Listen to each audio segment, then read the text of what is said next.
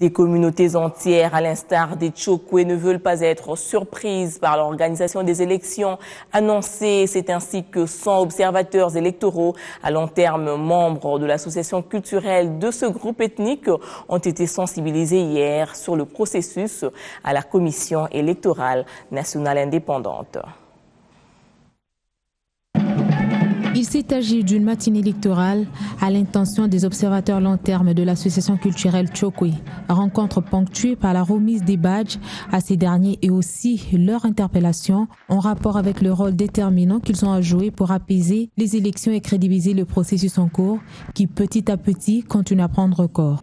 Le rapporteur adjoint de la Commission électorale nationale indépendante qui a échangé avec ses cibles a par la même occasion rappelé à ces derniers les valeurs cardinales des OLT qui permettront aussi d'éviter des tensions après la publication des résultats. Parmi les éléments essentiels qui permettent de crédibiliser les élections, il y a la présence des observateurs qui prennent une part active sur l'ensemble du processus électoral et dont les rapports peuvent faire basculer la tendance dans un sens comme dans l'autre.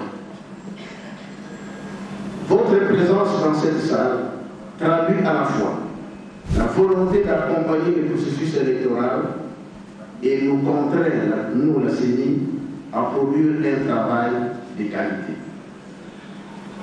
Et pour des résultats escomptés, les experts de la CENI seront mis à la disposition de ces derniers en vue du renforcement des capacités qui leur permettront de se distinguer. Ils doivent être exemplaires, modèles. Ils doivent vraiment se distinguer par le travail qui leur sera demandé. Et c'est ainsi qu'il y a des séances de formation. Donc j'espère qu'ils vont s'atteler à cela et ils sauront bien faire leur travail. Les observateurs long terme promettent leur engagement en vue du bon déroulement du processus. Pour nous, c'est donc notre contribution, c'est manifester notre contribution par rapport au processus, j'allais dire, électoral. Dans un autre registre, se tenait la tribune d'expression populaire à Maluku pour la même cause.